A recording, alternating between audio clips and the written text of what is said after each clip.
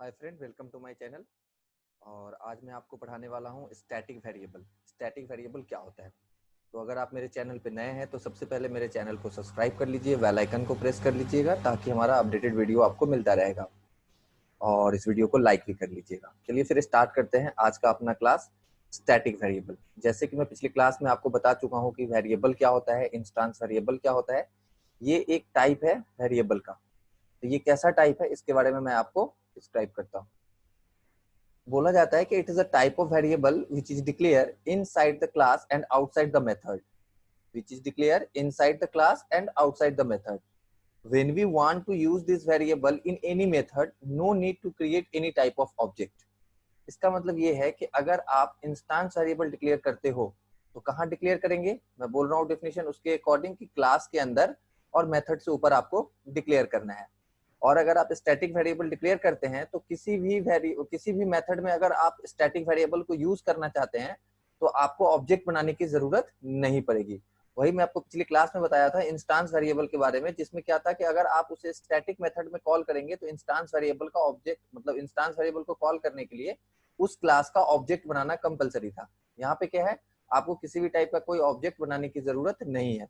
उसके बाद क्या है कि जब आप स्टैटिक वेरिएबल क्रिएट करते हो तो आपको स्टैटिक कीवर्ड लगाना कंपलसरी है। मतलब क्या है, static variable create with static keyword.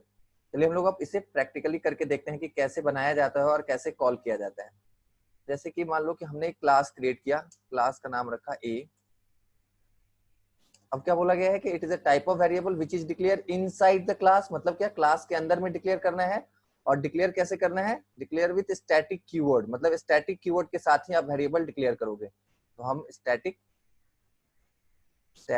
int a equal to 100, हमने एक वेरिएबल डिक्लेयर किया static int a equal to 100। मतलब ये क्या है, क्लास के अंदर डिक्लेयर करना है, लेकिन डिक्लेयर करते समय आपको स्टैटिक कीवर्ड का यूज करना है। ठीक है। अब क्या है कि inside the class and outside the method, मतलब अब हम मेथड डिक्लेयर कर सकते हैं।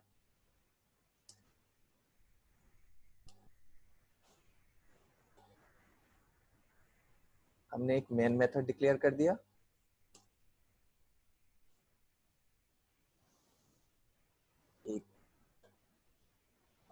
ठीक है।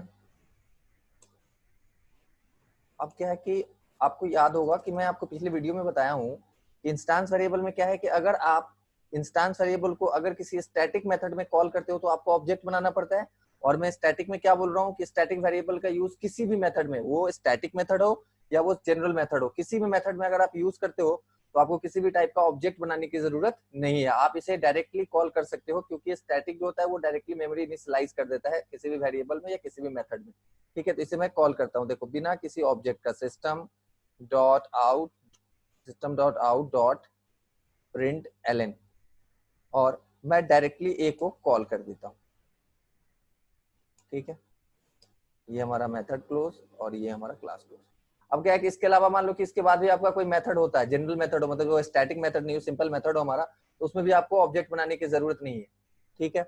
मतलब ये कि मैं इसका डेफिनेशन फिर से रिपीट कर रहा हूँ, आपको राइट डाउन करना है तो आप कर सकते हो, और समझना है तो आप गौर से सुन के समझ भी सकते हो। देखो मैं बोल रहा हूँ, it is a type of variable which is declare inside the class and outside the method.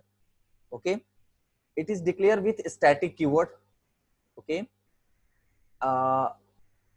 And it's scoping all over the program. मतलब इसके इस प्रोग्राम में इसकी स्कोपिंग कहीं भी हो सकती है। ये नहीं है कि बस ये यहीं पे यूज होगा, इसके अलावा किसी दूसरी क्लास में इसको कॉल नहीं किया जा सकता है। ठीक है। ओके, अब हम चलते हैं इसे प्रैक्टिकली करके देखते हैं कि ये कैसे होता है, कैसे काम करता है। ठीक है। Okay,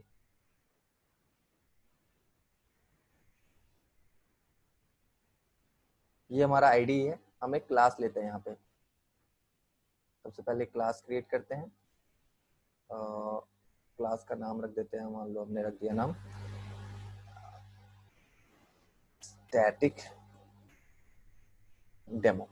okay, public static void main चाहिए मुझे, एंटर किया। एक क्लास क्रिएट हो रहा है हमारा।